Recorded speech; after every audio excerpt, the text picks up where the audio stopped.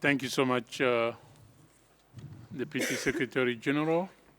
One thing that you will learn in the multilateral system that at some point you get tired of listening to speeches. So I'll try not to be a formal speech with your permission, Madam Chair. Ladies and gentlemen, on behalf of the whole office, let me sincerely thank you, first of all, to have chosen the ILO and for this 15 session, and a particular thanks to FerMUN and to also the leadership in Vernet Voltaire for really helping making this happening on that. I remember my discussion last year, as soon as you finished, almost a year ago, with the French ambassador, where in January 24, we were really, we quickly agreed the importance of really doing everything that we can as ILO, as international civil servants, to really have those opportunities.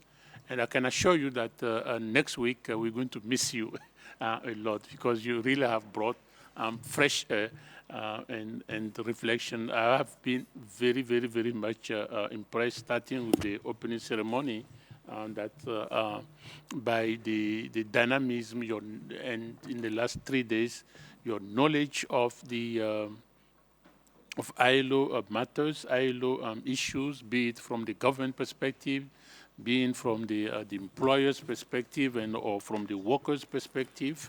And we also are quite learning a lot. And I know you have had the opportunity to even ensure that you provided the interpretation and service and all the preparation of the report, and I guess you're going to report back and all of that.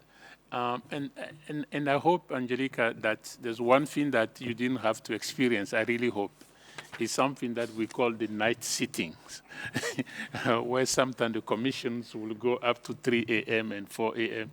And I really hope you didn't have, you quickly came to a consensus on that. ILO is, I like to tell people that, yeah, ILO was created more than 100 years ago, and any body or any institution created 100 years has to go through a series of modernization, a series of rejuvenization, and we are also going through that. But when you look at the current world situation, when you look at the geopolitics dynamic, when you look at the what I call when ILO was today, more than half of ILO member states were not countries when ILO was created.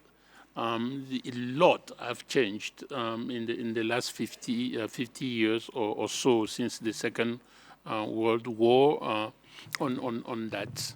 So we have challenges in terms of labor mobility. We have challenges in terms of living wages. We have challenges ensuring that the respect of the workers' rights, to ensure that the protection, as I'm speaking to you, we have 3.8 billion people with zero social protection in the world. So we have so many new challenges that this institution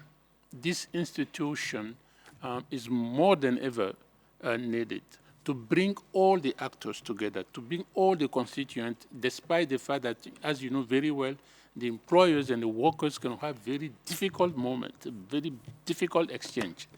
However, this House always ends up by adopting resolution in a consensus manner and reserving the vote to the exceptions cases, which says that this world can only go move further by giving chance to social dialogue, by giving chance to political dialogue in addressing world issues. So that's what we want to continue focusing our intervention in our normative agenda and ensuring that we modernize our way of working, our approaches, taking into account the new challenges, including the climate change, the triple transition, both climate, energy, and digital transition. Lunchtime, I was, at lunch when we were talking about the impact of AI on the world economy, impact of AI on the job market, and so forth. So